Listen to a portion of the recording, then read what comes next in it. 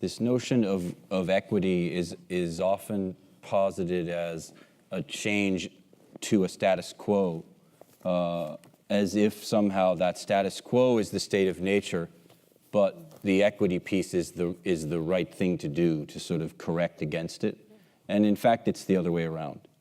The diversity that exists in Boston is the natural state of people.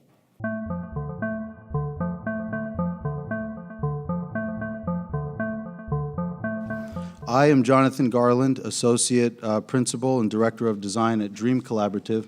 I'm also co-chair of NOMA, the Boston chapter, which is the National Organization for Minority Architects. And I'll be your moderator this evening. As you know, we're in a unique position here in Boston in the development cycle. The recent Globe series on race has put a spotlight squarely on major issues that have plagued Boston for generations. The good news is that the city has a plan for the next 12 years firmly rooted in addressing these inequalities that exist in our city in the form of Imagine Boston 2030. Some of you may have seen the material on the table. We are here today to get inspired, equipped, and connected to do our part in our homes, our businesses, and places of government, or whatever your vocation might be, to make Boston Imagine a reality, an equitable Boston. As far as agenda tonight, I just want to kind of go through and frame. We're a little bit beyond 6 o'clock at the moment, but I just want to go through introductions and then bring up, ask Natalia Urtubey to come up and talk about the Imagine Boston 2030 plan. Then we'll break into a panel discussion for about an hour, and then audience participation Q&A. As you can see here, we have two forms of Q&A. It's just traditional raise your hand, ask a question, or use the hashtag and log on via Twitter, and you can post your questions that way. And then the next slide I wanted to quickly bring up for our reference are some of the latest talks and discussions, articles, events, happenings all around the subject of equity, diversity, and inclusion. Not just in architecture and design, but as a race of people. You can see the Boston Globe series, the BECMA event that recently happened, an article that I was featured in 2 weeks ago talking about the pay disparity and high-paying jobs for African Americans. And then just as early as today, another piece coming out about how we as a city envision ourselves and how we're being projected. Not so much as the emphasis being on diversity as it should. So these will all be frames of reference that you might hear the panelists talk to in one way or another. And just to kind of talk a little bit about these three key words, I would say: equity, diversity, and inclusion, because oftentimes in society, in the media, you hear these terms. People have their own mental meanings of them, but sometimes they're not really broken down scientifically, and just want to kind of frame some reference there. So with equity, it's not the same thing as equality. As it says, equity is recognizing the unique needs of each individual and giving them the support they need to succeed. Different from equality, where if you had 3 people and you give each of them $100, in some cases, other people are in more need of that and they need additional support. And so it's not just about giving equally the same amount, but it's looking deeper at the social, economic issues that exist and being able to relate and respond accordingly. Diversity, recognizing and embracing differences. And inclusion is an action word. That's not just something where you hire people of different walks of life, but that in your business realms, you should be thinking about active ways to provide a seat at the table for all levels of employment in the business sector and thinking about leadership at all levels. There are studies that have been produced and ways of doing that that really talk about entrepreneurship in your businesses, and those are the grassroots type of efforts that really could take Boston to the next level in terms of being a truly inclusive society. And with that, no further ado, I will bring up Natalia Urtubey, Imagine Boston 2030. Hi, everybody. How are you today? Good. Okay. Awesome. My name is Natalia Urtubey. I'm the Executive Director of Imagine Boston 2030. How many of you have heard about Imagine Boston? Awesome. Great. means we're doing something right. So Imagine Boston 2030, I'm going to give you a very quick overview. I'm going to fly through these slides because I don't want to do a ton of talking. I'm happy to answer questions if there are questions, but let's try to just get through this. That way we could get to the discussion. So Imagine Boston 2030 really came out of the mayor's Housing a Changing City plan. So when he was first elected, the mayor had heard so much about housing throughout the entire campaign. People were really concerned with housing pressures, their rents going up.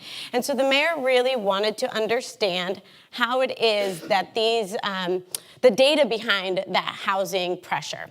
So he commissioned a study immediately called Housing a Changing City, of which came this big number that we need to grow by 53,000 units. So the mayor took those 53,000 units and said, "Oh, wow, that's a lot. That's really fast, and it can be really hard to do that." Looking back, there was no other plan in line to tell us where those 53,000 units would go. So the mayor launched Imagine Boston 2030, this planning process that was for the residents, by residents, really about understanding what it is that people are going through and how a planning process could help. So the last planning process in the city of Boston was conducted in 1965. So it had been more than 50 years since the city had done a strategic planning process. We went out immediately and started talking to residents. So for the first year, before putting any pen to paper, we really wanted to understand where residents' priorities were. For that first year, we talked to over 15,000 residents, and that really gave us the priorities for the city of Boston. We came out with the first draft, which was really a context-setting document called Guiding Growth. All of these are available online, by the way. And then we came out with our first draft of Imagine Boston 2030 in November of 2016. We sent that draft out to every Boston Public Library. Every single city department had this document, and folks could write in it, edit it, tell us what was going on, what we're getting right, what we're getting wrong, and how we could move the document forward. We launched the last version, which Marie has right there. It's a nice textbook. I'm going to ask Marie to pass it around so folks can see it, feel it. If you want to check it out, it is available at every single Boston Public Library, BCYF, City Department, etc. We launched that document last July. So since then, we've been working on implementation. Now, the first thing about Imagine Boston 2030 is, why are we even doing this plan? What is the context? Beyond the 53,000 units, what does it really mean? So this is available at the back table, but I'll walk through it. I'm not sure if folks can see this, but this is really the context setting. What is the data telling us? What are the trends that the city of Boston is facing? First, we are facing tremendous population growth. So Boston hit its peak population in 1950s or so, and then we went on a slow decline over the last 50 years, and then it started growing again. So we're going to surpass our peak population by 2030 and then get to over 800,000 residents by 2050. Those are the projections. Obviously, that means we need more housing. With more residents, we need more housing. So that's where the 53,000 units. We're projected at about more than 80,000 by 2050. We're also getting a ton of businesses who want to come to Boston and employ our residents, have jobs here. So we're going to surpass more than 900,000 jobs by 2050. What does that mean? How are we thinking about the space that they're taking up? So obviously, there's been a huge shift from big offices to, people working at coffee shops or, shared workspaces. So how are we really adapting to the changing lifestyle of employers and employees? We also found during our research that Boston has a median household income of about $56,000. Nationally, it's about $53,000. So we're not that far above our national average. What does that mean? Our residents are not the ones working in these high-paying jobs in the city of Boston. We also found that housing prices in the city of Boston are about 2.5 times the national average. So about 464 to 177,000. It's a big disparity when your residents are making more money than the national average. We also found, and this number has been used a lot in lots of these discussions, but your average white person in the city of Boston has about $247,000 worth of wealth. Your average black person, $8. Let that soak in for a second. That's an incredible disparity that we're facing every day in the city of Boston. Boston's also the 4th most exposed city in the nation to the impacts of climate change, and the 8th in the world. What that means is we not only have to think about all of the equity in all of the things that we think about every day, like housing, but we also have to think about how does climate impact our day in and day out. A lot of the folks, if you can see, this is the, I'm sure you've all seen this, but this is the map that shows us where we'll be underwater by 2100. So we have to think about that. And then finally, how is technology changing and forcing our lives to be different? About 15 to 20 years ago, no one would have thought that we'd be this dependent on cell phones. No one would have thought about Uber or Lyft or Airbnb and how it impacts our day in and day out, both from the government sector, right, but also for our residents. So how do we as a government, how do we as a city adapt to changing technology? So how do we grow equitably? Well, first, let's think about Boston. Boston's really small. We have about 49 square miles. What does that mean? We have to be really creative about where it is that we're growing. So spatially, when we think about growth, we're talking about 5 taking action areas that we outline in the document. First, encourage a mixed-use core. What does that mean? Our mixed-use cores are those very high-rise areas that have a ton of density. You've seen them before, downtown, Fenway, Kenmore, the LMA area, et cetera. Now we're seeing that a lot in the Seaport. And so we believe that these areas need to continue to be dense. We want to continue to encourage mixed uses in these areas, and we want to continue to encourage the building of these neighborhoods. People live there. They need to have access to the same resources as any other neighborhood, like grocery stores, for example. We're also thinking about how do we generate a waterfront for future generations. So obviously, the waterfront is beautiful today, but 20 years ago, not so beautiful, right? Downtown, no one really wanted to go to the water. The harbor was kind of gross, smelled bad. Who remembers that? Okay. So what we want to do is build a stewardship. We want to make sure that the waterfront is accessible and equitable, that people have access to these amazing spaces. That there are green spaces that really help our residents go to the water for both recreation, maybe live on the water, go there for work, but that the waterfront is also protected, right? Like, how are we using our waterfront to really encourage climate resilience? How do we expand neighborhoods? So this is a really interesting piece because remember when I said that we had to think about land use creatively? So we identified 6 areas in the city of Boston that are really kind of primed for building these new neighborhoods. We talk about Reedville, Newmarket Woodette, 4 Point Channel, Suffolk Downs, and Beacon Yards. All these areas are industrial-ish. They're all low-lying-ish, and they're all pretty much vacant. There's not a lot happening in these areas. There's also what we call the breadcrumbs. Let's see if the spotlight works. Oh. So right here, all these little areas are the breadcrumbs of expanded neighborhoods. These are usually areas of the city that are between 2 neighborhoods that tend to kind of separate the 2 neighborhoods, like tend to be auto body shops or, parking lots, et cetera.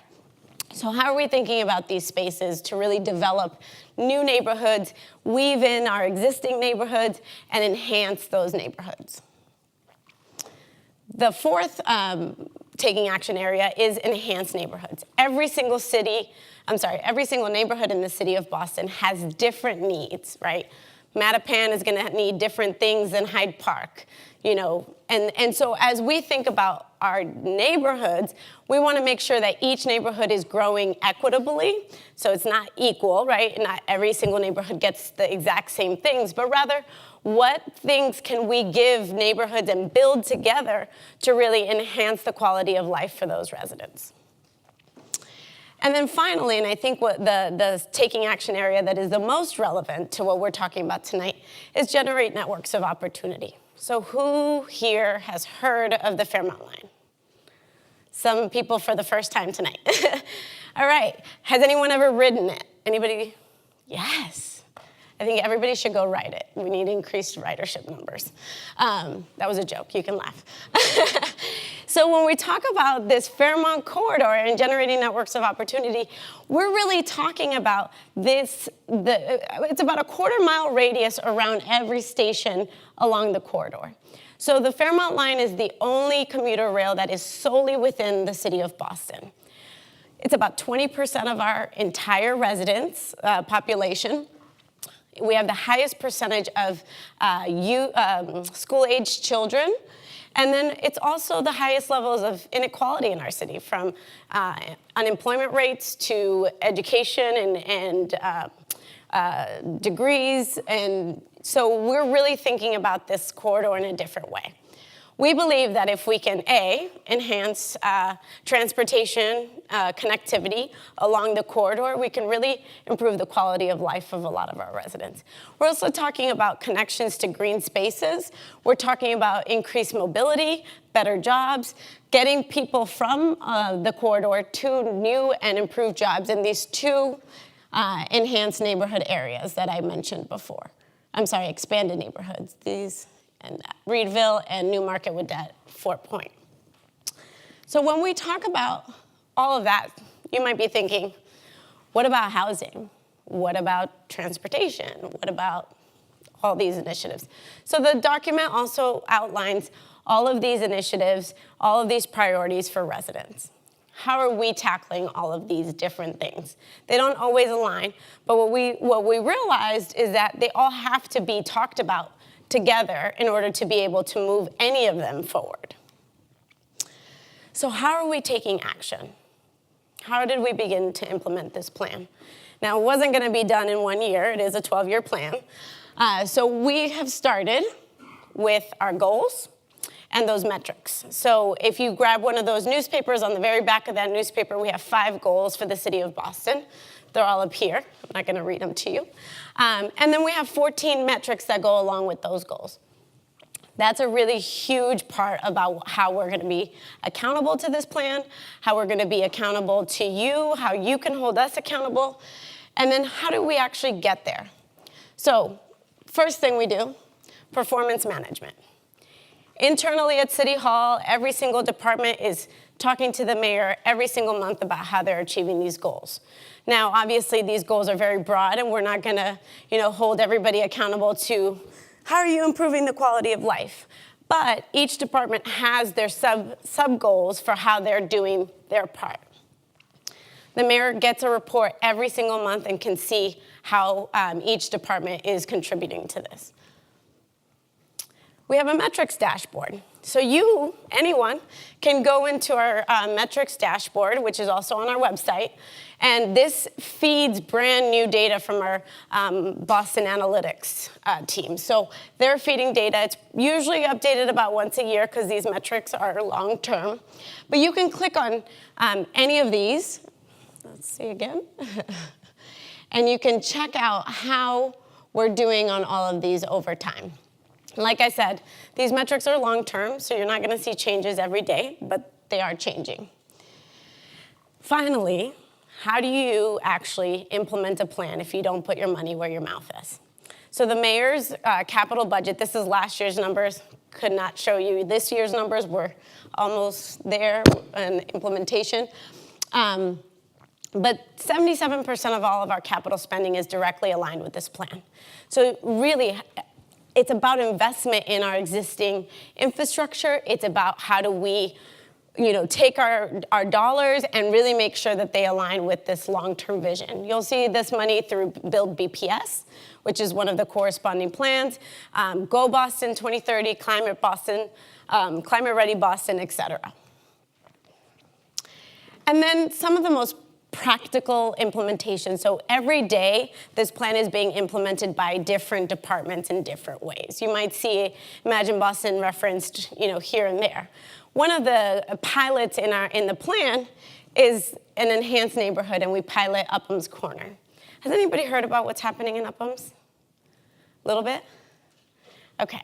So what we believe in Upham's Corner is that if the city can acquire land and really guide what's going to happen, what's going to be built there, we can actually get ahead of displacement, ahead of gentrification, and we can really build a new model for how do you invest without displace, right? So investment without displacement. It's very complicated, right? Because there are housing pressures that we don't control. But what we've done is we've been able to partner with DSNI, which is a community land trust, as well as residents and neighbors. And what we're trying to do there is build an arts innovation district. We want the community who's currently in Upham's Corner to be able to stay in Upham's Corner and really help guide that community process, really help guide what's there. So we're in implementation now. There are probably, 8 different city departments working on this plan. And we're working every single day to make this a reality. So this is just one of the examples of how we're actually implementing this plan. That's it. So I wanted to do that quickly and see if there were any questions before we started the panel on any of these slides. Thank you. So at this time, we're going to ask the panel to come greet on the stage, please. And as they come up, I will introduce them. And so I just want to say the folks that you're looking at up here are they're all pioneers in their own way. They're all tracking new courses here in the city and trying to really push forward different pathways. They have different life stories, but they're all on a central mission on how do we make Boston a better place to live, a better place to do business. So they should be applauded just for their leadership and what they do day to day. So starting from your left to right, Ken Turner. Ken is Director of Diversity and Inclusion and Compliance at Massport. Massport is an independent public agency who owns and operates 3 airports, including Logan International Airport, along with more than 650 acres of land and water in the city of Boston. We have Andy Tarsi. Andrew Tarsi is principal and founder of Emblem Strategic. In his coaching and strategic advisory work, Andy empowers business leaders, including commercial and residential property developers, to turn their vision and values into impact and advantage.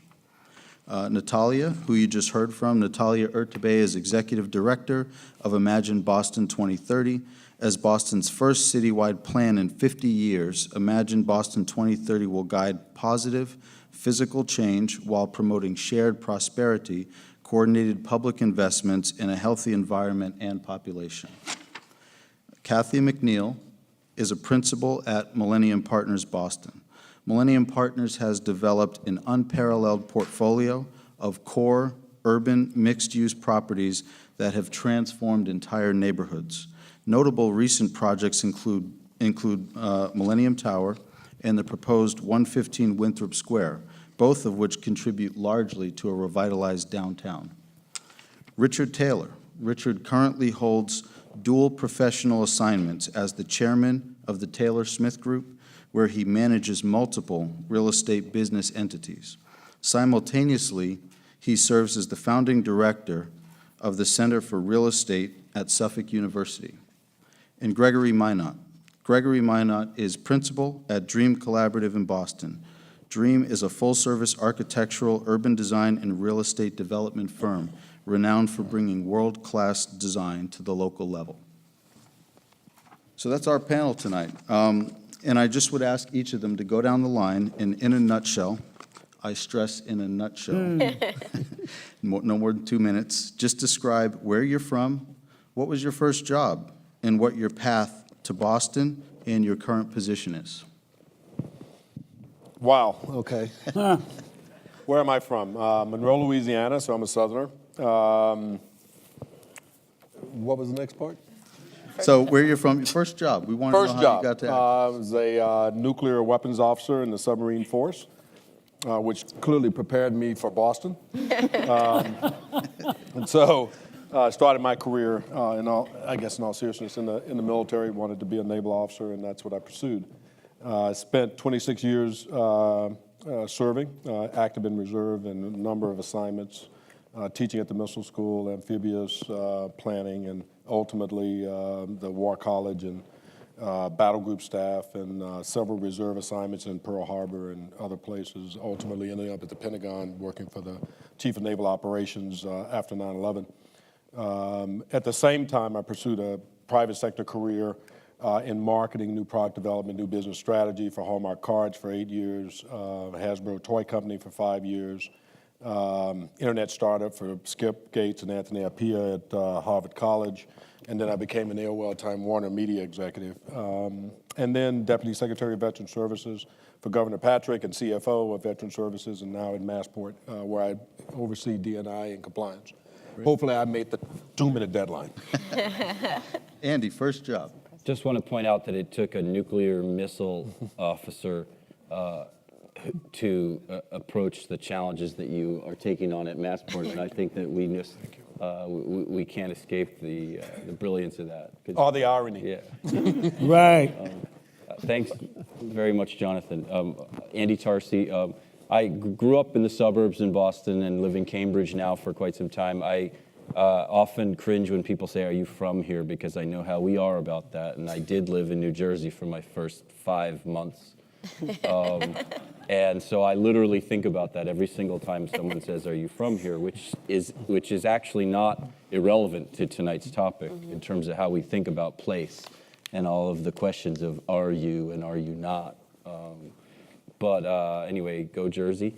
Don't know much about it. My first job, I'm trained as a lawyer. I'm in recovery, but my first job as a lawyer was in the United States Department of Justice in the Civil Rights Division, where I was assigned to a remarkable, brilliant lawyer named Deval Patrick about 25 years ago, and taught me an enormous amount about being an adult as well as being a professional. And then obviously, because of the nature of the work we were doing, leads me in terms of your question of what am I doing here today. I think I've taken a lot of different professional experiences and my life living in Boston for a lot of those years, and view it as a lens through which to ask these questions about how do we align the creation of lasting and shared prosperity with our values. And I think there are many values issues that come to the surface, and I work on that with clients, on strategy, but on, I like to say, player coach, because most of the people in business who are inclined to do the right thing, first of all, it's figuring out what that is, but then it's how the heck do you do it? You know, they're not everyone is trained for everything that they know needs to be done. So I think that as much as the eye roll comes out when you say consultant, a lot of these questions are about getting the right team together to actually execute.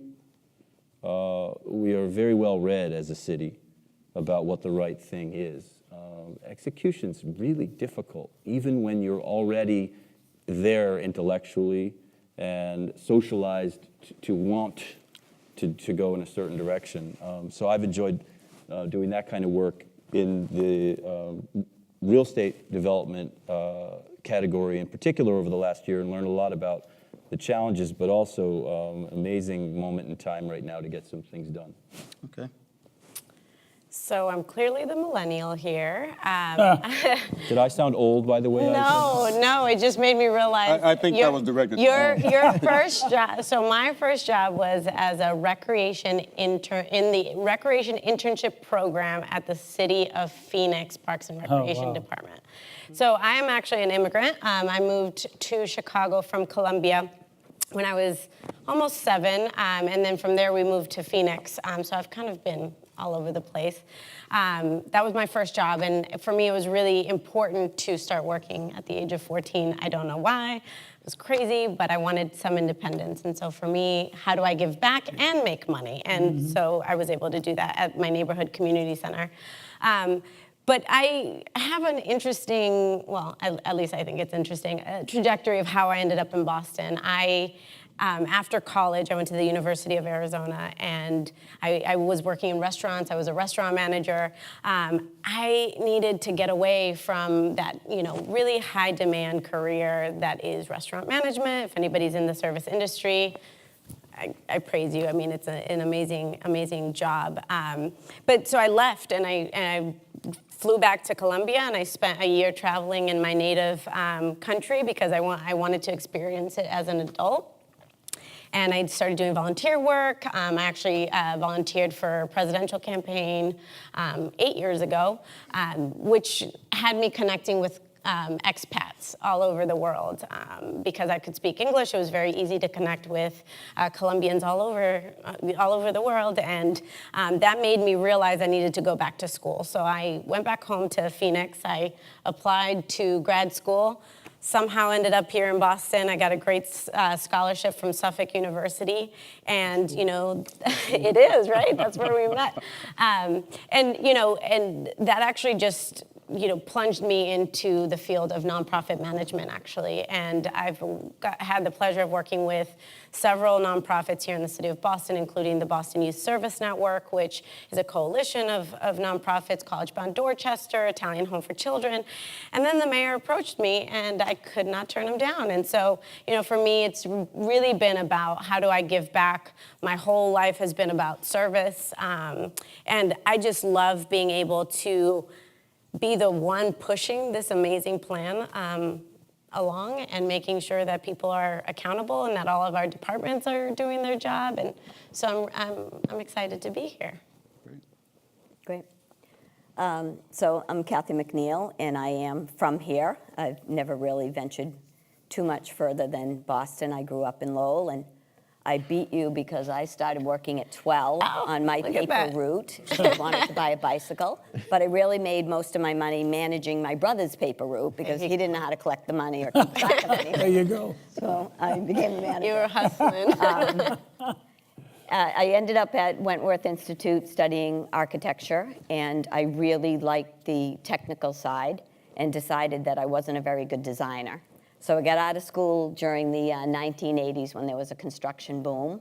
I worked for a contractor, and we were building housing for a developer, and the developer offered me a job, and I said, oh my gosh, I gotta go work for those people. They never approved change orders, they never paid on time, they fought in meetings. But I said my dream of really architecture was about creating places for people, and I saw that development could get me there. So I went over to the dark side, and that was maybe 30 years ago, and never really looked back since then. So I've really had a lot of great opportunities. And when I went to the folks that I work with and I said, I feel very comfortable technically in this business, but I don't have the business background, they allowed me to go to the MIT Center for Real Estate, and they said, if you can get in, we'll help you out. So I got in, and I said, you guys write the check.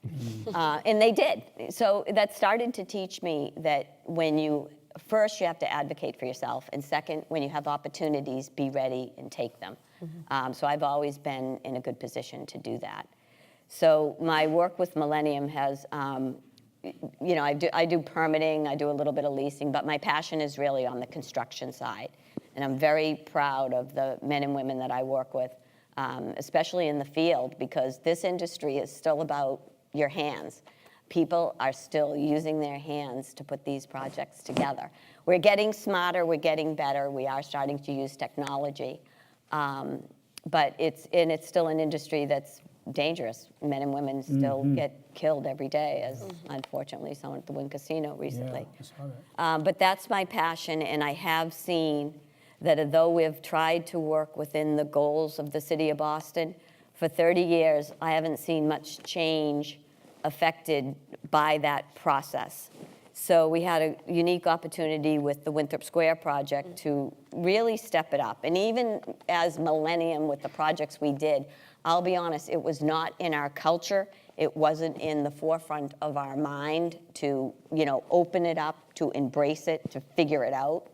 And Andrew, you mentioned that it's one thing to have these ideals, it's another thing to try to do it. So now I signed up for all this, and now I'm kind of figuring out, okay, how do we really make this happen? So I think forums like this, I'm looking forward to, because I get a lot of ideas from folks. Okay, Richard, 2 minutes. Thanks, Jonathan. Well, I grew up in Queens, New York, and like many, I came to school in Boston, came to Boston University. And while I was there, I met a young lady from Grove Hall who was at Boston College, and that's the end of that story. But we bought a very small piece of property on the other side of Dudley, so I'm really glad to be here. In many ways, it's a return to the beginning. And that particular summer, when we bought this little place, we renovated it, and I ran John D. O'Brien's first campaign for citywide school committee. And so that was my sort of pattern for life of what I call doing good and doing well. And I love real estate. I was at the time doing an MBA JD at Harvard, but they didn't teach real estate there. They thought real estate was either a trade or you had a broker's license. And we all know now that it's got a myriad of professionals that go with it. But I love real estate.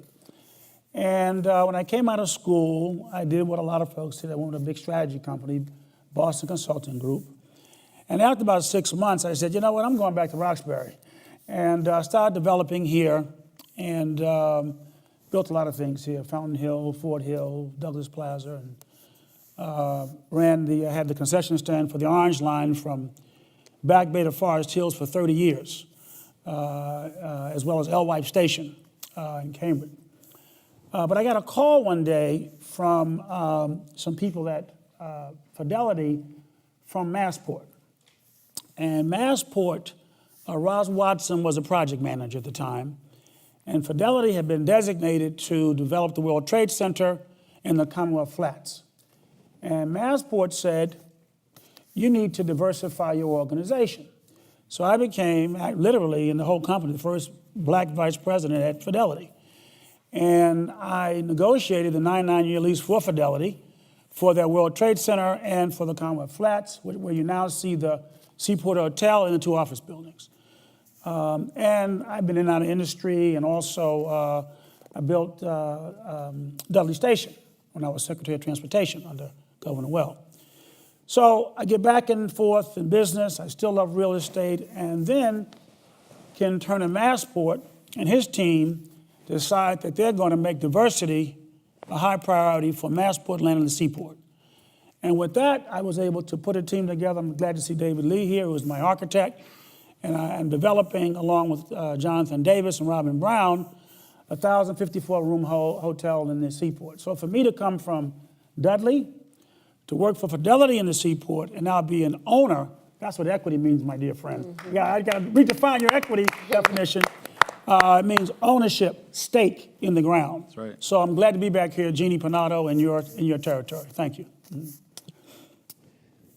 So Gregory Minot, I grew up in Jamaica, spent first 23 years of my life there. Got interested in architecture just, I think by happenstance. My folks happened to be building a home when I was around 15, and I wasn't sure what I was going to do with the rest of my life. My father actually asked me that question one day, and I was like, what do you mean? What am I going to do with the rest of my life? Don't I just do this, hang out and play? But so I had to quite kind of figure it out, and I knew I liked going around and looking at buildings, and I liked art and math and physics, and so I sort of figured it out, did my undergraduate in Jamaica, and then I wanted to really, I was always curious about things, and I wanted to see what was beyond my island of Jamaica. And happened to have an opportunity through a friend of mine who had gotten a scholarship to New Jersey Institute of Technology, and I applied, and I got a scholarship as well. So I ended up in Newark as my first entrance into the U.S., which was quite a it was quite an adjustment. So I spent time there, did my degrees in architecture and planning, and spent some time working in Manhattan for a few years. Had some friends up in Boston, came up a couple weekends. I kind of just fell in love with the city, quite honestly. It's very different from New York, but I liked the difference. And, I applied for a job at Elkus Manfredi Architects. Actually, John Martin, who sitting in the audience, interviewed me for that position and gave me that opportunity. And I was able to then really hone my skills and really be tasked, at a pretty young age to work on some large-scale projects throughout the country. And so I worked there for 5 years and then 2 years consulting after. But during the time when I was here, towards the end of that 5 years, there was the AA convention national convention that came to Boston. And as part of that, they had public programming for what we could imagine for reintegrating a part of Dudley Square into a cohesive whole. And, it was always an interest of mine to, see how I could put my skills to transforming other neighborhoods in the city, and tried my hand at it, and behold, we actually won the competition. So towards the end of that 5 years, my son was born. I decided to take some time off, and during that time, started working on Dream Collaborative out of my sunroom in Marlborough. And, given the competition win in Dudley Square, we're able to, just build relationship with folks around and have some visibility. And always wanting, based on my background, where I just kind of saw, really there was no difference between, white, black, Chinese, it was kind of very equitably, if I could use that word, in Jamaica.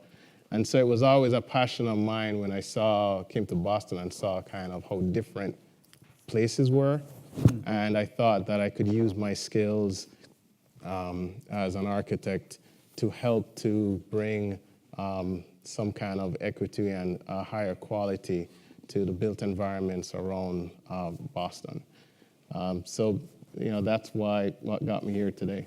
Great. Oh, and my first job, I forgot that detail. So, first job was working for my father. I was a drafter at 15, but I think more interesting is I started a business at the same time. I thought I was going to be a DJ, and that was my first business, was a DJ company, playing at birthday parties and weddings.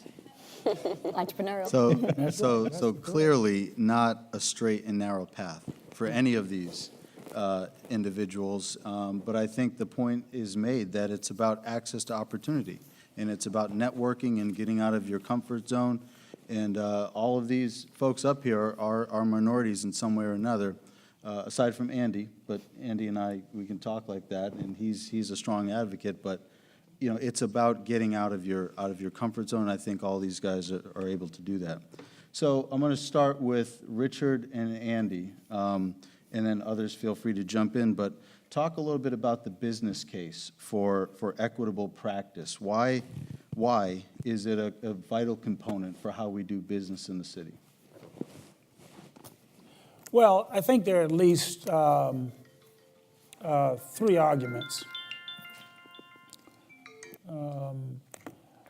One is, I think today, if you look at any demographic spread, whether it's with consumers or people in school, you see that very quickly you're talking about people of color and women. And so if you are not taking advantage of that from just a pure selfish business sense, you have a problem. Number 2, diversity in talent brings diversity of ideas, diversity of experiences, and diversity in problem solving, number 2. And I always like to say, I don't want to be the smartest guy or gal in the room. I want smart people around me with a different perspective. I can always reject their perspective, but I want to hear what is going on. And then thirdly, and this is in some ways how Boston has been framed, which I think is what we're all trying to fight out of. You create a real undercurrent of resentment and meanness when people are not participating. And what's this race series unfolded in Boston is really some deep-seated segregation that has existed for a very long time. And so in order to have what we like to say is a world-class city and a city on the hill, you have to be sure that everybody is at the table. And I'll share one example with you, which has happened as a consequence of what Ken Turner and his team at Massport have done. Part of the response to the RFP encouraged on the evaluation scale, not just encouraging because we like to have it, but part of the evaluation criteria was meaningful minority participation. So one of the teams that we were able to put together was John Moriarty Construction and Greg Janey Construction. And they worked at a joint venture to build this, $500 million project. We have not turned a spade in the ground yet. They are now working on 2 projects on their own. And one of the interesting features of that is they realized that they were about the same age, they had the same background academically and the same credentials. JMA is one of the biggest construction firms in the city. Janey is not. What was the difference? Race. So now they're working together, and that's the beauty also of creating value across differences. Great. Andy? I want to challenge to some extent the premise of the way we think about the question, because this notion of equity is often posited as a change to a status quo, as if somehow that status quo is the state of nature, but the equity piece is the right thing to do to sort of correct against it. And in fact, it's the other way around.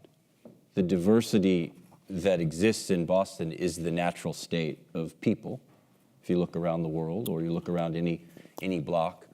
And the system of inequity is the result of public policy, personal behaviors and choices, and not even always nefarious, but plenty of greed, and plenty of deliberate avoiding of the consequences that those decisions have, which play out in not just in sort of unfairness as an abstraction, but in decades of difference in the life expectancy of a person in this neighborhood from a person in the Back Bay. Dramatic difference in the safety of their children, in the likelihood in every element of what we would consider thriving, comes out of that inequity. So it isn't just about a math thing about how do we get that 8 more like 247. What that means is 247,000.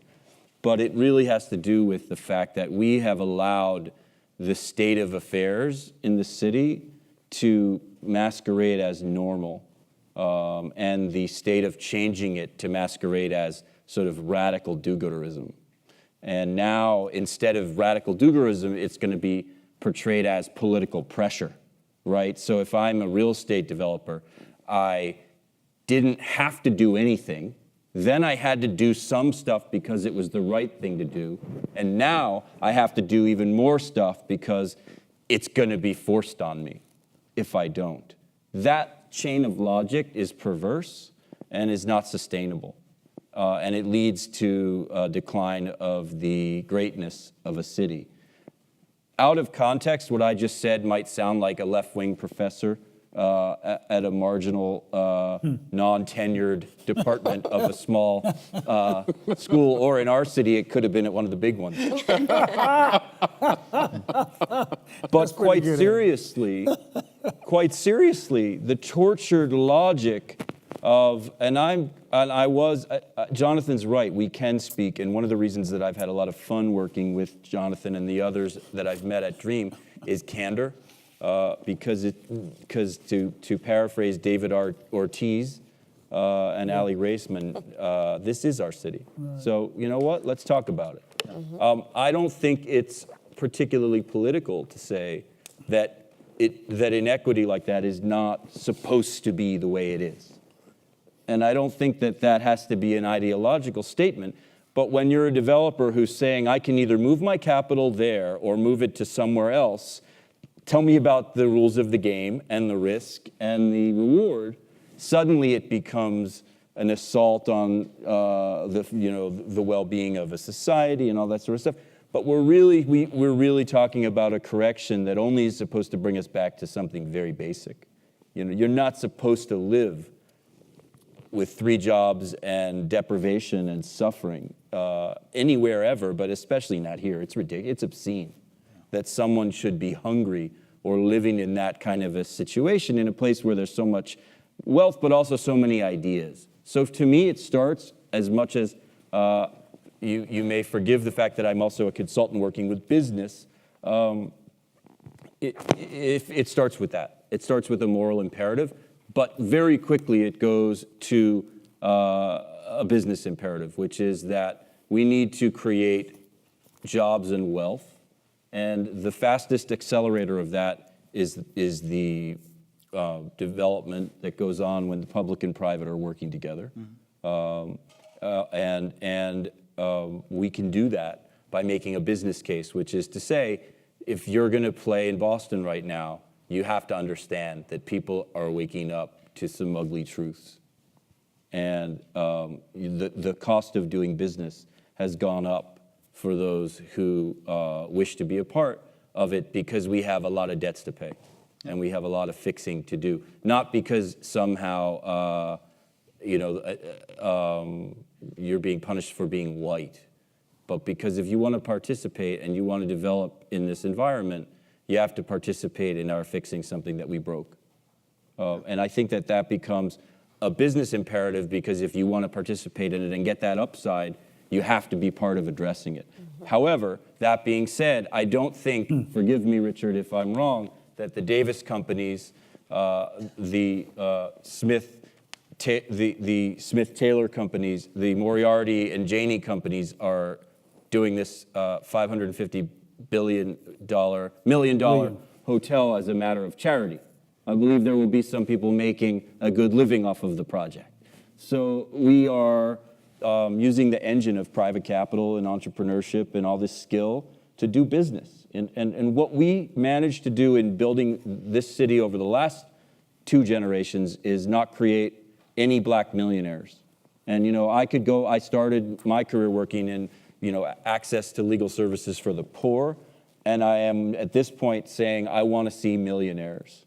I want to see people who have some pretty good money be able to become wealthy. And that doesn't sound like a social justice issue, but it's a huge social justice issue. And we cannot continue to build this city by counting the heads on a construction job to say if there's racial equity or not, because there were X number of carpenters or X number of plumbers. I want to know about the firms and their enlarging capacity. I want to know about the professional services that are at the table. I want to know about the ownership and the capital stack to know whether or not we're really serious. Okay, and thanks, Andy.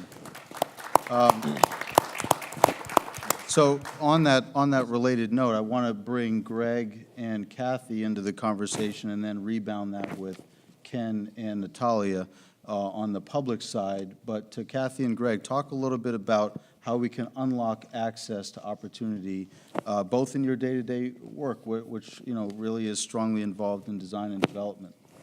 Sure. So when we were launching out to start Dream Collaborative, one of the things that became very clear to us is that there weren't, at the time, a lot of firms that were doing large-scale projects that were minority. There was certainly Stull and Lee and DHK and others before that were around before I came to Boston. But it was sort of startling to see, having come from Jamaica, or where my experience for 22 years of my life was, the norm was seeing architects and lawyers and doctors and others that looked just like me, and there was no difference. So it was something that struck me. And then when you start looking at the data of who's at the table and realizing only 4% of registered architects are African American, that's huge. 0.3% are African American women.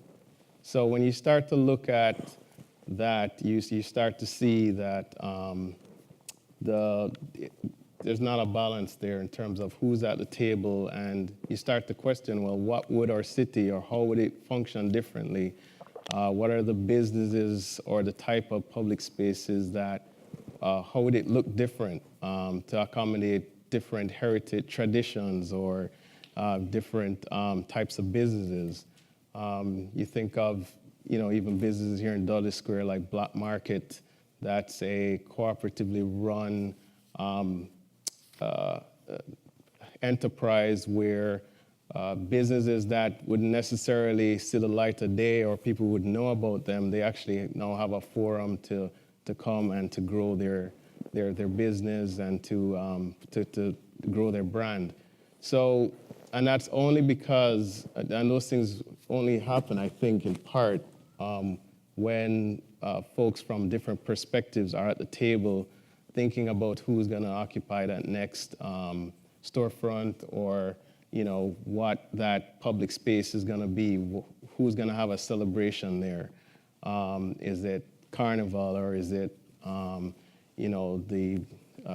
beer festival, with the German tradition? So it's Oktoberfest. Or Oktoberfest, right? So so all of those things become, I think, really important when you think of it's a city that it's multicultural, it's multi-generational. I think everyone needs to, those different perspectives need to come to the table to create the Boston that we imagine. Because that's where the decisions get made. They get made on paper, they get made on ideas, and then they become a built reality. So before they become built, that's, it starts with each one of us. So that's, it's critical that we have a voice from different perspectives at that table. Yeah, and Kathy, maybe you can touch on the construction piece, or... Yeah, I think Andrew said a lot of things that kind of got me like, I agree with him that counting heads on a construction site, we've been doing for a long time. I haven't seen it have a meaningful impact. If anything, I feel sometimes it holds people back. I had a young woman on one of my sites. She wanted to move into project management. She wanted to get out of the field into more of a supervisory role. Honestly, her company discouraged her from doing that because there aren't enough women that they can count. So that worked against this particular individual. On the project that we're working on with the square, it's a city-owned parcel. I won't say that we were forced to change the way we do diversity, but we certainly were encouraged, and it made us look differently at the way we do business. So we brought in, on the professional level, a conscious effort to diversify our teams, which was hard. Many of you know we continue to use Handel Architect on all of our projects. We do repeat consultants. Relationships. Yeah, and that's really important, and I'm not going to apologize for that. That's kind of what makes development happen quickly for us, take some of the risk out, because at least you know the players. So we actually brought Dream in to work with Handel. It's been very hard. They would like to design the building. Then they meet us and, my partners, and they're like, you got to be kidding me. The way we do business culturally is not, it doesn't allow for easy sharing. So we had to, it wasn't like, oh, you can do this piece of the project and they'll do this. It evolves in these meetings where one day the building looks like this and the next day it's a completely different building. You can't really divide that work. So we tried something new, and this was fun. Greg and his partner Troy, they took one of their very young interns, and we put them down. We put this gentleman down in Handel's office in New York to work side by side. So now that individual, and it's only one, or maybe we have 2 people down there now, are seeing how a project of this scale gets developed in a city, and they're getting a different experience that I don't know that they would have had that opportunity. They can now put that on their resume, and I think what's hard for me is these success stories, they're going to be little, and that's hard to get measured the way I think people want to do it. I told all my consultants, if you're not bringing in a WBE or MBE, you better come up with what your plan is. My surveyor called me and he said, all right, there's a woman-owned business out in Natick that I could hire. And her employees are just a lot of white people, and they live in Natick, and they don't really know how to do business in the city. But if you really want me to bring them on to check off my box of 15%, I'll do that. I said, no, I really don't want you to just do that. Let's do a little bit more homework. So he had an intern from Wentworth Institute, a young black person. His office now is over near Newmarket. So this young gentleman lived in the community and didn't have a job, college education, was having trouble having a job. So he hired him, put him on the survey team. So again, it's only one person, and he did the math for me. If I pay this kid X, then that's gonna be 15% of my crew. And I'm like, the point is not trying to meet the quotas. The point is, you just gave this person an opportunity. This person's now gonna work in downtown Boston, understand how the game is played, and parlay that. So unfortunately, to me, it's going to be a lot of little stories like this. That's how I'm going to measure my success. In the meantime, we're going to overlay it with all the policies and procedures that we have to do. Great. So Ken, talk a little bit about what's happening on the public policy side and some of the public-private partnerships even. And Natalia, if you can jump in there too. Sure, I'm happy to do that. So, but let me start with a couple of things. So, when I was listening to Andy talk, I come from a large family, 6 boys, 4 girls, typical Louisiana Catholic rhythm method, But I didn't realize that we had another brother that I was missing, because clearly we are joined intellectually and emotionally at the hip. Thank you. Richard knows this as well. I came to this job not as a public policy guy or as a government guy, and most certainly not as a diversity practitioner. There was nothing in my background that would have suggested that I would have ever ended up in this role. And in fact, when Tom Glenn, the CEO of Massport, and I sat down to talk about me joining his team, I actually thought I was there to talk to him about a completely different job. It was about 10 minutes into the conversation before I realized we were talking about diversity and inclusion and compliance. And I literally said to him, what the hell are we talking about? And he said, well, I want you to come and do this job. And I thought I was over there talking about chief of staff. He wanted to know the truth. And so it was a stunning kind of revelation that we were talking about something else. And so I took a step back, and I guess the years of experience in doing different things in different corporations and throughout the military taught me to never say never, right? And always have the conversation. And so I just kind of paused and I said, okay, well, if you want me to do this, then let's talk about what this means, right?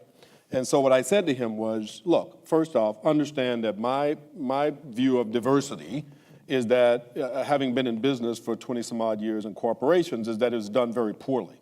That organizations typically are just checking a box. They roll out me as, we got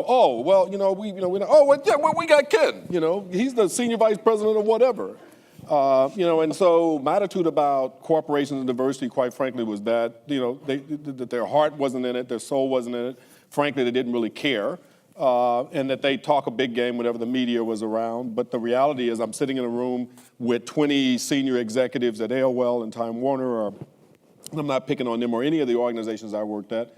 And chances are, if there were 20 of us in the room, they were all white men, me, and maybe one white woman. And there's your diversity. And I don't know about y'all, but I sit there and I think to myself, now, I think I'm a pretty smart guy. So I don't think I'm an idiot. but I don't believe I'm the smartest black man on the planet. I mean, there clearly are other people who would be qualified to be in that room. And so I've always thought that way. So I told him, I said, you know what, if I come and do this, my attitude about this is going to be less about the moral imperative, of which there is one, I get it, but my attitude again is that if Martin Luther King can't convince you, if Mahatma Gandhi can't convince you, if Frederick Douglass can't convince you, then what the hell am I going to say that's going to convince you that this is the right thing to do? Instead, my attitude was about wealth accumulation and about access and opportunity. And so I was going to bring a business perspective to this. And so I came to this job with that notion that I was going to focus on the business aspect of it. I very quickly pulled together what I call a kitchen cabinet of advisors to help me think this through. Richard Taylor was one of them. And there's a number of other folks from around town that I convened to be my personal advisors to help me kind of think through what it is we should be focused on and how we should kind of think about this. And that led to the innovation in our procurement process, which is, we basically said, as a public entity, we are in a position to leverage public policy in ways to incentivize the private market to do things that, quite frankly, the market has no incentive to do on its own. You heard Kathleen, right? I'm bad with names, so I'm always careful. So Kathleen say that, look, at Millennium Partners, it's not like they're nefariously sitting in a back room with snidely whiplash mustaches thinking, oh, how can we screw over black people? No, what they're doing is building big projects with people that they know. That's how business gets done, right? You do business with people that you know, people that you trust, people that you respect, and ultimately, I would add, people that you like. Yep. And so how do you break that? How do you break that? And so we decided that the way to go about it is, we're not going to tell you how high is high. The old paradigm was, you'd look at a project like the Summer Street Hotel, you say it's a $500 million hotel, and we're going to go through and set goals on how much of this should be targeted to disadvantaged businesses on the design side. How much of it should be targeted to disadvantaged businesses on the construction side. And I just said, you know what, no, let's throw that out. Let's just completely throw that paradigm out and start from scratch. And so we came up with 4 criteria. And we said only 4 criteria, which is viability of the team, right? So we're going to look at the team and say, do we believe that you can actually execute this project? 2, access to capital. Do we believe that you can actually get the money that you need to get this thing out of the ground? Ultimately, do we like, as the 3rd criteria, your design or program excellence? So we're going to look at what do you intend to do on this couple of acres that we're given to you, and how do you intend to execute the design of it? And lastly, we're going to say to you, for diversity and inclusion as part of the project, we're going to equally weight all 4 of them at 25 points, and we're going to let you decide as a team how high is high. And we had, as Richard knows, lots of folks say, oh, it'll never work, Chill the market. Chill the market. Developers will walk away. It's too risky. Right. We got 6 proposals. Granted, a couple of them were not up to snuff, but the 4 that ultimately, were on the right-hand side of the column, and God knows the last 3, if you saw the program that they put together around equity and ownership, which we haven't had in this city in over 40 years, if you saw what they did on design, construction, and then ultimately the workforce development piece, because it is a hotel, you would be absolutely astonished. I mean, unbelievably astonished. And so what it said to me was, practically, if you put the challenge to the marketplace and step aside and simply say, nope, we're not going to just say we value this, we're going to show you that we value this. And if you decide you don't want to play in that room, then don't play. But the most you're going to get is 75 points, and good luck with that, right? And good luck with winning that RFP. So we've proven that this works. And we've done it now in subsequent RFPs for the Maritime Marine Terminal, and a $2 billion RFP for Logan Airport for concessions. We just let an RFP for an office building, a $300 million office building in the Seaport District on parcel A2. Just Richard, last week, right? Yep. Last week. And we have the same criteria. So I would challenge any government agency, local, state, or federal, to follow our suit, because we've shown that this can work. And if there's anything take it down, dial it back, black man. if there's any frustration that I might feel and that you might sense from the tone of my voice, is that I kind of figured, logic being logic, because I'm a nuclear weapons guy at heart, right, is, oh, well, once we prove that this works, that this model actually works, then it'll propagate out and, everybody else will adopt it. Crickets. I'm still waiting. I'm still waiting. And I would say to you, as citizens of this city, and I've been here since, 95. So that's 20 some odd years. We have to become less patient. We have to become more vocal. We have to become less polite and start to say of the folks that we elect to office, and I say this as a private citizen, not as the director of Massport, so let me give you that caveat since you're taping me. But I am a citizen of the city of Boston. I've been here since 95. 3 neighborhoods. I live here. I don't live out in the suburbs. I live in the city. This is my city. That's right. And by God, we should be less patient with our elected officials. Massport has proven that this model works. And in fact, works in more ways than we even thought. To the example that Richard gave earlier about Janie and Moriarty now doing other projects, I can also talk about the fact that now we've got a black architectural firm that's not only participating in this project, but has actually opened an office here in the city of Boston when they're located in the Midwest. I can talk about the fact that I sat in a room with John Moriarty and Greg Janey just on Friday with Richard, talking about how we were now getting more women and minorities in the trades. And that's happening. So there's wonderful things that happen when you do the smart business thing, which, by the way, just so happens to be the moral thing to do as well. Can I ask the question as you bridge to other public policy questions? Yeah. And poor Natalia is going to have to answer for Let me get to Natalia, and then Yeah. we're going to open up to Q&A, and you can Okay. come right back. Okay, good. And Natalia, if it's okay with you, I want to switch gears because you got some interesting comments on Yeah, right. affordability. Pass that ball. On a balance between affordability, creating affordable housing opportunities for folks in the city, and balancing that with fears of gentrification, displacement, and sort of how the city is trying to approach that. Great question. So I think Mayor Walsh has been very clear from the very beginning that he wants Boston residents to stay in Boston. We need to accommodate growth. So wherever we're thinking about growing in the city, it's really a focus on keeping Bostonians in Boston and then welcoming new growth. So I want to give that as a kind of a baseline.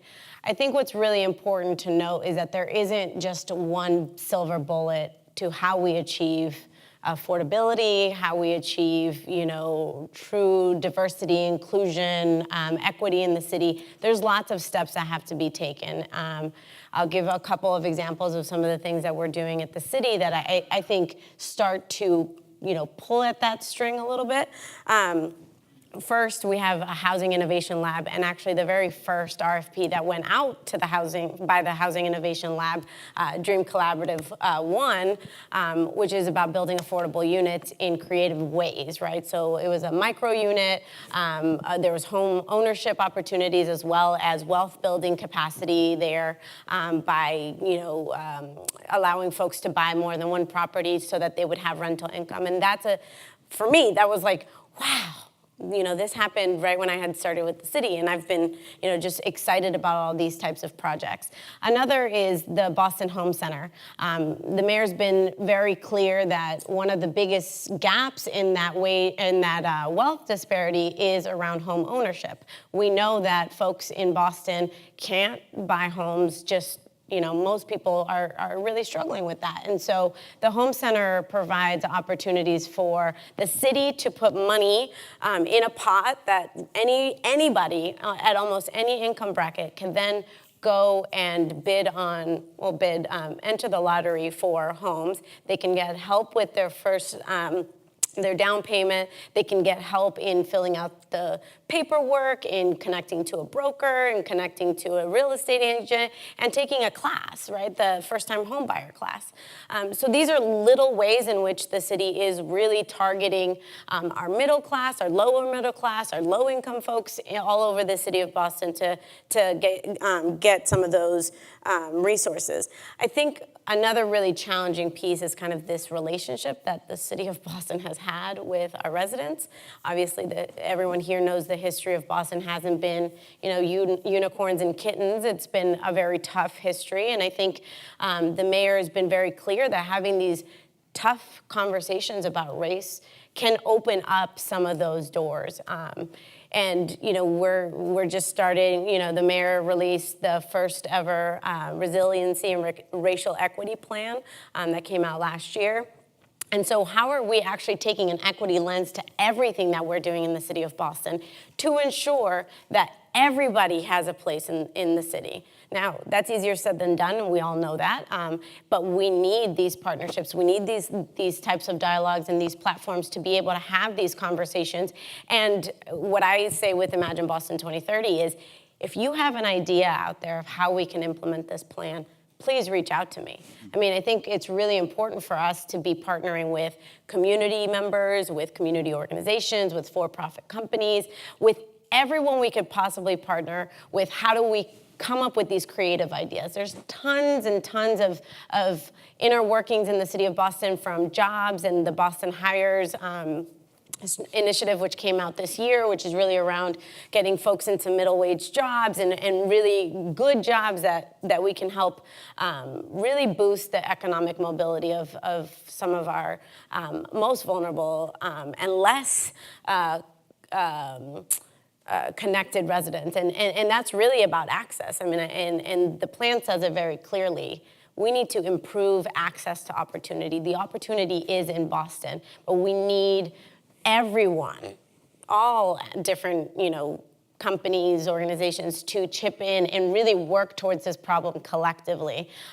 Look to residents of Boston for a lot of these jobs that are in downtown. Look to our partnerships. Look to what the city's doing, and help guide us to how do we better, serve different populations. You all are the experts, and we want to partner with you. Great.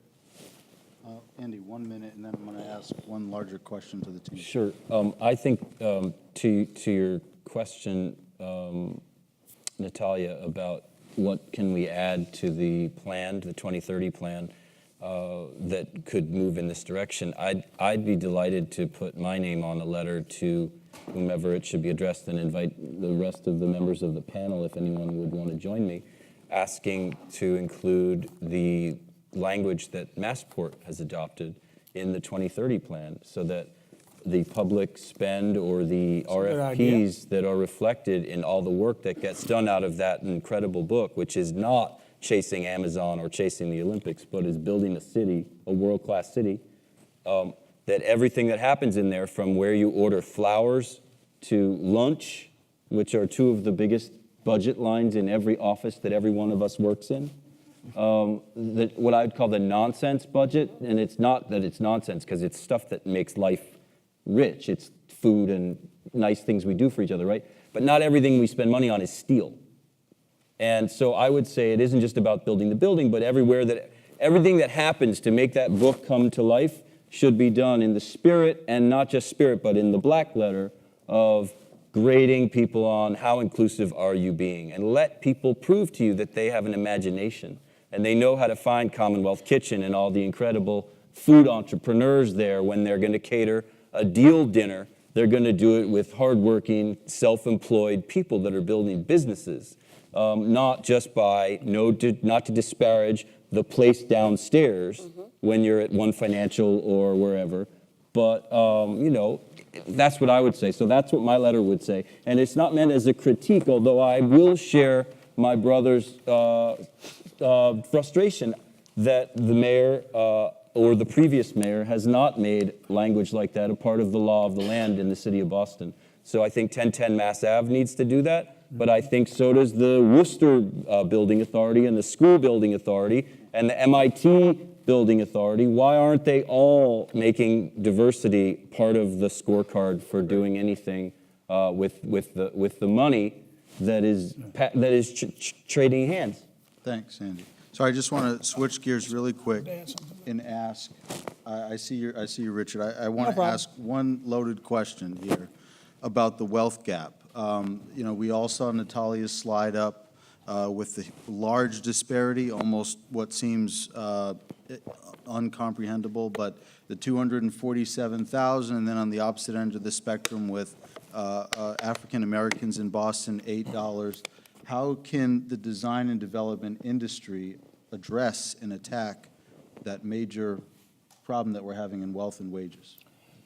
Yeah, I wanted to make one quick point and then really answer your question. I had a chance to sit down with outgoing State Senator Linda Docina-Fori as she was taking her job at Suffolk. And I mentioned one of the things, Andy, that you talked about. There happened to be an article in the Globe maybe a month and a half ago on the front page that showed, what do you call these little boxes where you go to the restroom? Help me with little bathroom, jitneys, or whatever you call it. Porta potty. A job site. Porta potty business, fencing business, the food business. There's a whole food chain in construction. Yeah. It has nothing to do with licenses, certifications, or any education. Look at the amount of money. Yeah. If we could just follow one big construction company and be allowed to bring fencing in. Need a license for that. So there's plenty of ways to spend money other than steel or even design. But let me go back to when Ken threw the challenge out. One of the things that I said is, if we're going to build wealth, everybody can't be a developer and everybody can't be an architect. But everybody potentially can invest in a project. So I sat down with John Davis and Robin Brown, and I said, look, I want to establish an opportunity for people of color and women to invest in this project. Okay? The first question is, well, are you sure there's enough money around? Okay. So the question was then, what do we set the share at, the share price? So I didn't want to go with 100,000 because I thought that might preclude some people. So I said, let's go as low as 50,000, but you don't have to write a check today for $50,000. That's the other thing. People get scared. Oh, how much do you have to pay? Slow down. 50,000 over 3 years. A lot of people can play that game. And if you want more, you can buy 2 shares or you can buy 3 shares. So we had 39 investors and only 14 bought 1 share. Everybody else bought more than 1 share. And we raised $7 million, and I could have raised $12 million for this hotel project. So in addition to the other language, we want the opportunity to invest in Millennium Towers, in Winthrop Square, and every other project that goes on, because people from Roxbury, Dorchester, Mattapan can do that. You can keep your day job and invest. You can invest downtown, and you can invest in Dudley. So that needs to be a major piece. You cannot create wealth overnight. We've been wealth starved in this city. Now, in Jamaica, and I know that my friend David came to Boston from Chicago. So in heavily concentrated African-American cities, you had generations of black businesses. Right. And in Jamaica, everybody was black, for the most part. You had others too. And the same thing in the South. So in those 3 markets, they created wealth generationally, because that segregation created wealth. Whether you wanted a doctor or a lawyer or whatever, you had to go. We didn't have that here. So after the 19th century, blacks didn't come to Boston. They went to the bigger cities of the North where the jobs were. So we haven't built that. So now we have to be determined and focused on this equity piece, then and along with the small business development with everybody else. But every project that has public land should have an opportunity for people of color and women to invest. Then you can build some equity. So when that building sells, our hotel, for example, we will start construction next month for 27 months. After it's built, we'll have 8 months to stabilize it. We're going to sell it. And then everybody who put their $50,000 in will probably get 2.5 to 3.5x off their money. That's business. Now you can take some of that and go to the next project, go to the next project. So the opportunity to invest. And secondarily, I see my friends here from labor. I'm glad to see them. We need to increase wages for people from this community. We need to increase wages, because if you have increased wages, you can buy a house and you can invest. So from my perspective, we need to create investment opportunities and create increased wage opportunities. Thank you. Last voice before we turn it over to questions. Yeah, I'll just say that the opportunity is really the key. I mean, that's what caught, whether it's the opportunity to invest or the opportunity for someone to hire you to design or to do something with the built environment, that creates some momentum. I mean, for us, we wouldn't be here, I wouldn't be up here if we didn't receive that call from Kathy in 2016 saying, hey, we want you to be on one of the largest buildings that's going up in Boston, and that we're able to, hire, women of color and just staff up to be able to do that. And right now our business is 40% women and 60% minorities.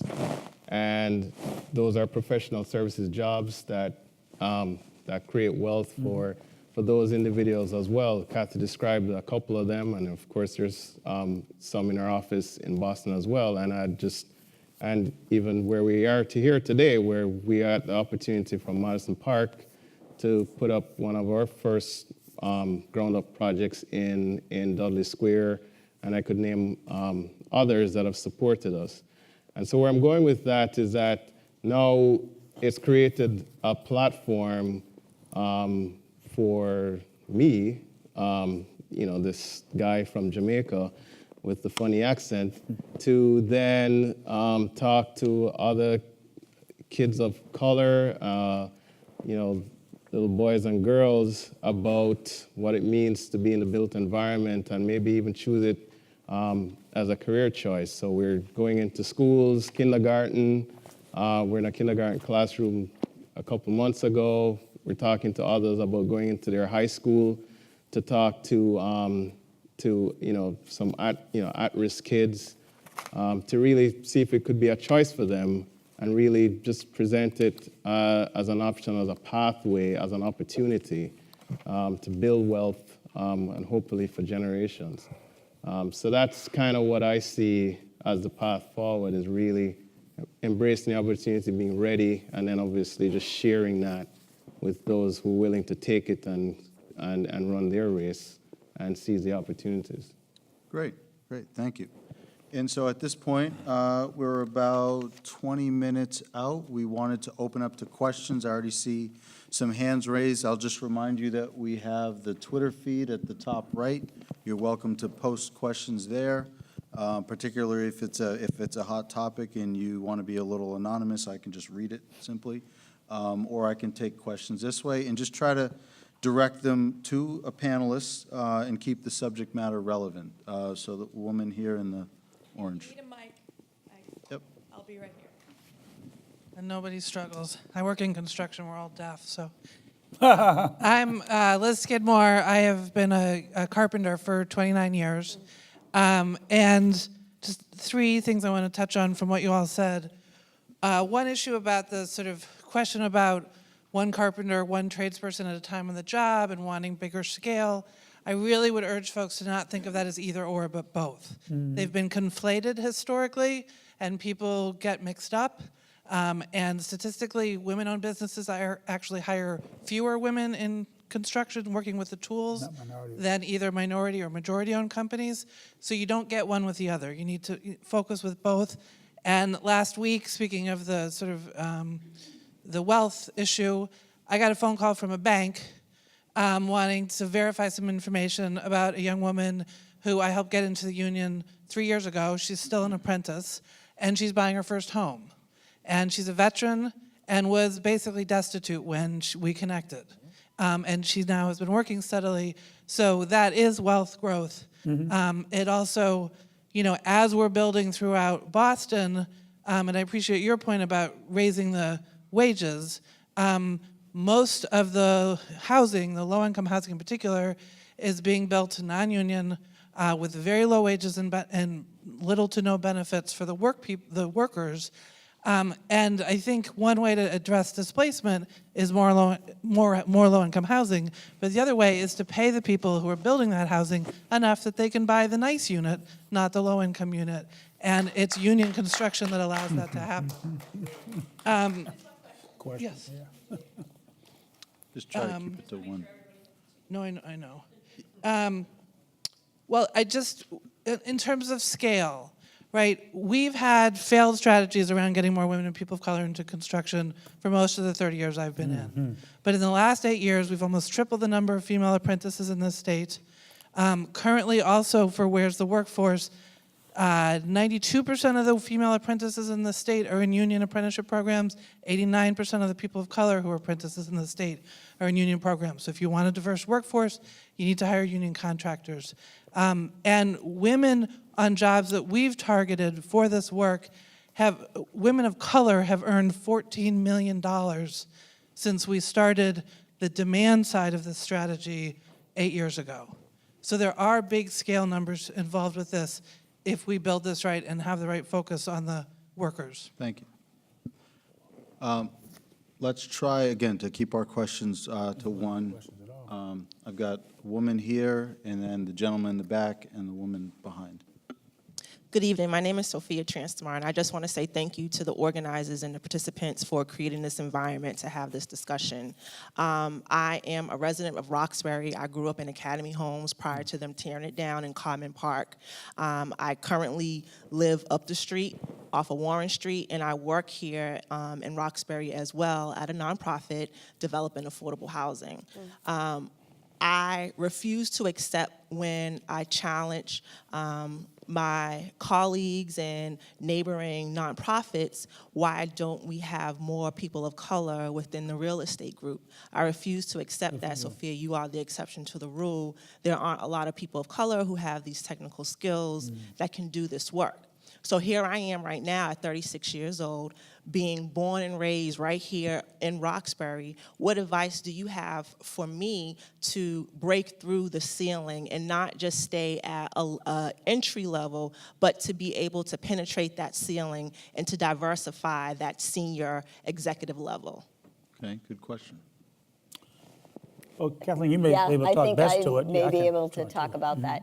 I think you obviously have the skills because you're doing it. So now you need the networking piece, in my opinion. Meeting people like you see here tonight is key. Getting a mentor, I believe strongly in mentoring. Mentoring isn't just for young people. I think, mentoring is something that's important for all of us. So I'd love to brainstorm with you. You're absolutely right.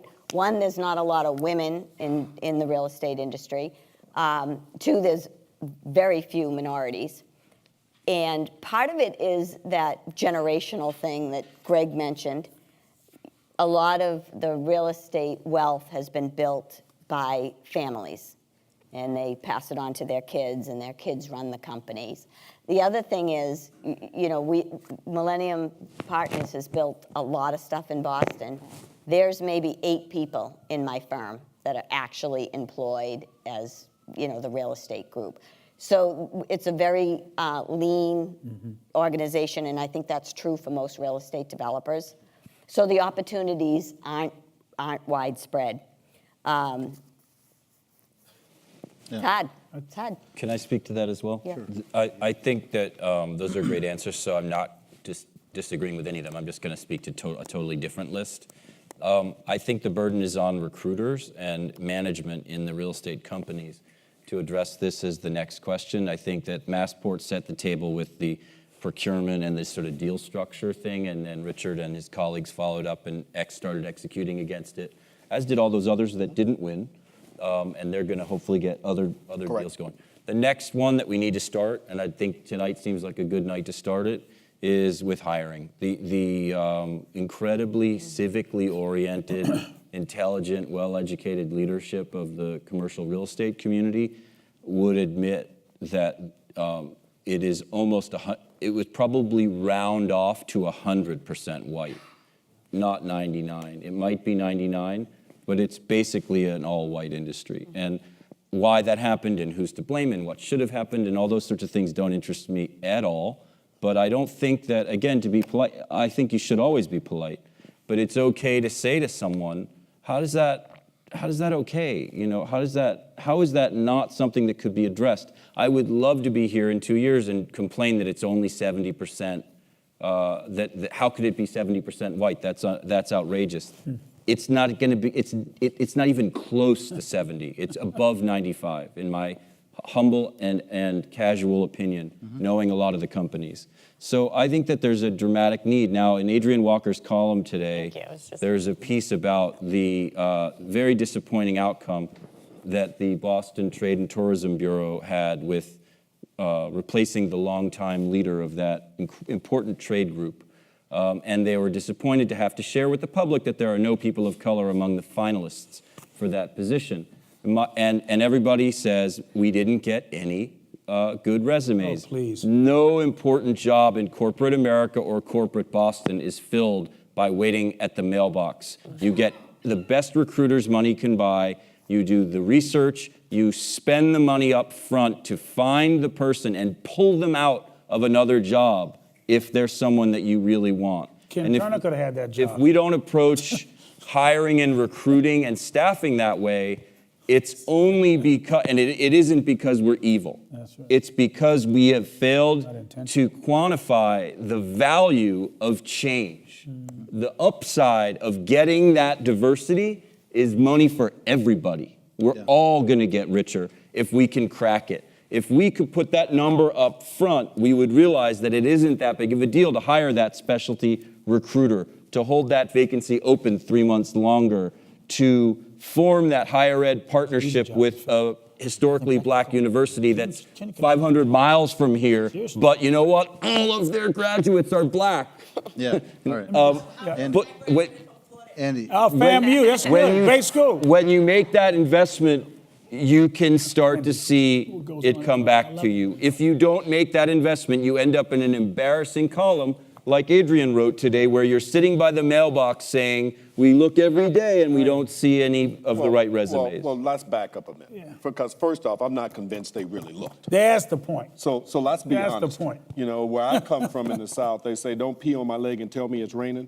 So when they say, oh, we looked, but we couldn't find any qualified people of color for this job.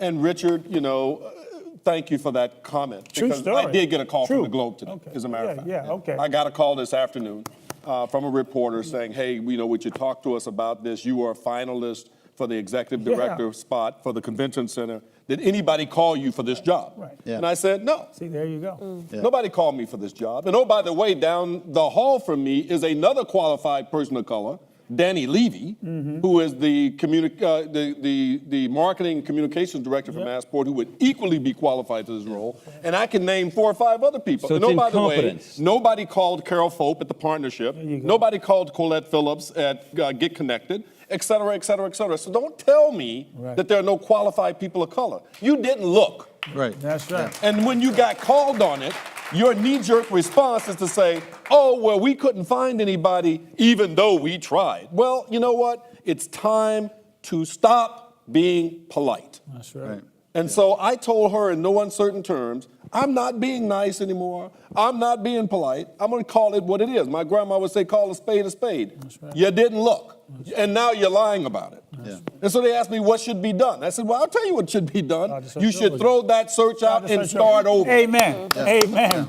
And start over. Right. And not, by the way, if a friendly amendment, you can reject it. Not, by the way, because the person who gets the job has to be black or brown or anything. No. That is not what we are talking about. We are talking about an applicant pool Correct. that you Yeah, in build, doing and it. you meet incredibly Correct. qualified people, and it breaks your heart that you can only pick Correct. one of them Correct. because you only have one job now, but the other two that made it that far, you're going to come after them next year when you have a different opening, or that other agency that catches wind that they were a finalist, and now it's starting to create a virtuous I need to help So- you young lady so- one more time. Just one other point, though. There's the Mel King Institute, there's a Center for Real Estate that I have at Suffolk. BU has night. Take a few more courses. I'm delighted to recognize Bridget Wallace here, who took a course from me 3 summers ago at Suffolk in real estate, the Joe Warren Urban Fellows Program. She bought a building here in Roxbury. She's converting it to a house office institute for women to teach them how to code in software. Go, Bridget Wallace. So those are the kinds of things you can do. Yeah. So you got to keep working at it. You got an opportunity for a mentor here. Keep getting your training, and the opportunity will present itself. Square, I'm a small business owner here. And as we talk about all these gaps that exist, I think that the primary reason why we have these gaps is decades-long segregated housing policy that's been pursued here in Boston.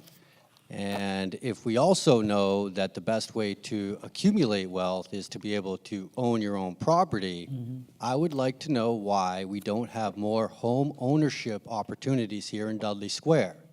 If I wanted to buy a house here in Dudley Square, I might be able to join a program that will help me do it, but I'm not going to be able to find anything for sale in Dudley Square because all we have here are rental units. So we've denied people in this community the opportunity to accumulate wealth by not giving them an opportunity to own the homes they live in. And I would say, to go even further, if you really want to fix this faster, give the people who are in these affordable rental units and been there for years the opportunity to own their affordable rental units and turn them into ownership units. Because I'm looking out at a sea of property that nobody owns. Nobody owns the property that they're constantly. So they're getting all the wealth gains. None of the wealth gains go to the people residing in the property. They just go to the already wealthy landowners. So if we don't address the situation in Dudley Square and give people the opportunity to own their own homes by building home owning opportunities, then we're never going to desegregate the city and climb out of this equitable or have an equitable opportunity here in Dudley Square. So I'd like to know, are there plans to build some home ownership opportunities for people in Dudley Square? Well, as you probably know, because you live here in the square, the city is now looking at a half a dozen major parcels to put out for RFP. Now, the challenge is going to be what should go in those parcels. And I go to a lot of the meetings, and there still are a lot of people who keep asking for very low-income housing. Right. No, I know, but it's worse than that. I brought with me, there was a report done by TAC, the American City, ACC, American City Coalition, and they put some data out on Lower Roxbury. So Lower Roxbury, in terms of density, is 30.7 persons per acre. Fenway is 51.3, South End 52.6, Back Bay 45.7. Plenty of room to grow. The reason the stores keep closing in Dudley is because there's no density and there's no purchasing power. You got the hamburger place that closed, Dudley Dough closed, and now you want people to come back and invest again, and nothing else has changed. So we've got to be very aggressive about purchasing power, but you don't hear that at all the meetings. So I can't promise you anything. What I can say is it's important to, as was said earlier, don't be polite to your elected officials. There needs to be a mix that comes in order to be able to have people who come in and will spend money. I go to an occasion, and David, you know, there's a jazz group that plays at the bowling building probably every 45 or 90 days. And they have a lot of sponsorship, so the concerts that they offer are free. I think it's called the Makita Group, something like that. When you go to that bowling building, it's integrated. People come from everywhere all over the city for that entertainment. It'd be nice if there was a place to have dinner before, drinks after, dessert after, and just spend $200 a person in Dudley. That's what we need. We have a cultural district. What does that mean? How do we enliven that? So the opportunity is in front of us. The question is, how are we going to make it happen? Well, I don't know. I can't speak for the city. Parcel I can't speak for the city. Parcel 8 is coming out very soon. Right. That the city will, the marketplace will have to dictate what that becomes. Yeah. But it's a great opportunity. I'm sorry? Yeah. I agree. We unfortunately, I mean, with the square, it's affordable housing is Chinatown because the RFP required us to be within a half-mile radius. We are doing an entirely affordable, it's not mixed income, it's all affordable. And I want to say at least 50% of that is going to be condominiums, so people can buy into that. Okay. And I agree with you, that Natalia. model is the right model. Yeah. No, that's in Chinatown, because that's just the way it is. But So- that model could go. Natalia, what are your thoughts on Yeah, no, I was just gonna ahead. just really quickly touch on, there's a couple of things that when we talk about building housing, there's city-owned parcels and then there's privately owned parcels. They all go through a community process. We all have to be able to make the bottom line work, right, at the end of the day. So as we increase wages, as we talk about more affordability and continuing to think about mixed use, mixed income spaces, we have to take all of those, variables into consideration. And as we work with, as we put out RFPs for city parcels, as we work with developers, as we work with, these companies, we have to think about all of those pieces. I think the other piece that we oftentimes, as a city get, hit with is we can't control the market. So, what I oftentimes talk about is how do we challenge our existing landlords, our existing folks who are housing a lot of these in these affordable units. How do we change the conversation so that we're truly coming up with collaborative strategies? The city, with the Boston Home Center, with our first-time homebuyer programs, with our home repair loans, and these types of things, there's only so much money in that pot. There's a big chunk of it that is being focused in Dudley. I know there's a community planning process happening currently around some of these parcels, and when those RFPs will go out. And so I want to just be realistic and thoughtful about what that means and how much we can do to support that vision. Because as I've mentioned, that vision exists for everywhere in the city. East Boston, Chinatown, Dorchester, Mattapan, all of those pressures are really real to residents all over the city, not just Dudley Square. Okay. So I'll just add to that. So to answer your question, yes, there are home ownership projects coming online in Dudley. We're involved with a couple of them, one across the police station. That's condominiums coming in. There's some coming in Bartlett Station. And we're self-performing one up at Westminster Avenue, where we're taking an infill lot and creating 12 units on that lot. And in a partnership with the city of the Housing Innovation Lab, with the city, and actually the Boston Society of Architects. So that was a competitive design and development competition. The trick with that, though, is that there needs to be some trade-offs with the zoning to allow that to happen. So there needs to be that kind of collaboration to really make these things work, where we're not just talking about sticking a single-family home on these vacant lots, but we're trying to increase some density, bring that kind of home ownership, wealth building, and quite frankly, the density that this neighborhood needs to support the other amenities that Richard was just talking about.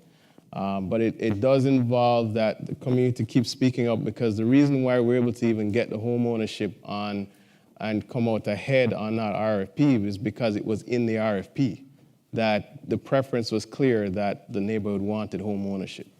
And so, keep having your voice be heard. Hopefully it ends up in an RFP. And again, if the market competitively wants, they'll compete for that project, and if they want it, then they will listen and respond to the community. Excellent point. I think we have time for one last question in the back, and then Hi, people my can name is Brit- mingle after if they want. Hi, sorry, my name is Bridget Wallace. Thank you, Richard, for that acknowledgement. As Richard said, I'm a Roxbury resident, and I am founding a new initiative called it's Co-Living and Co-Learning House with my business partner, and we purchased a home here in Roxbury. It's about 5,000 square feet, and it has a 2,000 square foot carriage house to teach young women 18 to 24 how to code. And that's those are those opportunity youth, and it's that opportunity gap. But what was important about that was that we had to purchase that home from a developer who had bought these properties in bundles and was going to sell them, and they would be turned into condo units, and they would not be affordable for the people who are living here, because the homes currently on my street are not affordable. But my question or my issue is, when we're talking about equity, it is we are asking, or what we see when we go to the meetings, particularly here in Roxbury, where we have the most buildable lots, I think, left in the city. Dudley Square is also the geographic heart of the city. And we are valuing, at least to some of the residents, the land more so than building the capacity of the people. So when we're talking about equity, we are asking communities to make decisions in a short space of time around issues like pro formas, like zoning, like other things that we went to school for. I'm a planner from Tufts, right? And we learned this stuff in 2 years of school, and we asked regular community residents to do some serious planning in a short window of time. And so I think what that is creating is that frustration that you're hearing. It's not that people don't want development. It's not that people don't want to participate. It's not that people don't want to see growth and change. It is how it is being done. It is how it's being presented. It is who it's going to benefit, right, in the short and the long term. So when we put on the floor, when we have different examples of creating wealth and also looking at how do we sustain not only the residents here, but also the businesses, because there's also commercial gentrification, we'll say, you know, when you're looking at an RFP and you're talking about a community benefit, instead of just giving us a $200,000, you know, sort of fund, why can't you consider giving us the rents from one of the floors in your units, and we will put that into a trust, and then we will help people start businesses, purchase homes, and do other things in the community. That way the community has a stake and an equity and can assist in the building of the community, as opposed to telling us also through the entire development process what you're going to do to the community. So I know it's kind of all over the place, but these are the issues that the community is talking about once you go to the meetings, and that's what the city in particular is hearing from residents around how do we develop equitably. Great. I think we're going to wrap it there. Harmony, what time do we need to be? I think we have to get out of here at 8:30. 8:30, okay. We can So chat a little bit. people, I think one of the most important parts of this event was what happened at the beginning, which was from 5:30 to 6, which was networking happening, getting out of your comfort zone, meeting individuals here, because you never know how that's going to lead to your next opportunity. So spend this time, if you can, while you're collecting your things, to mingle about, talk to one another, and go to your social media. Please tweet the event, talk about the event, keep the conversation going, and thanks for your Good to see you, time. man. Glad you're doing okay. Yeah. We'll catch up.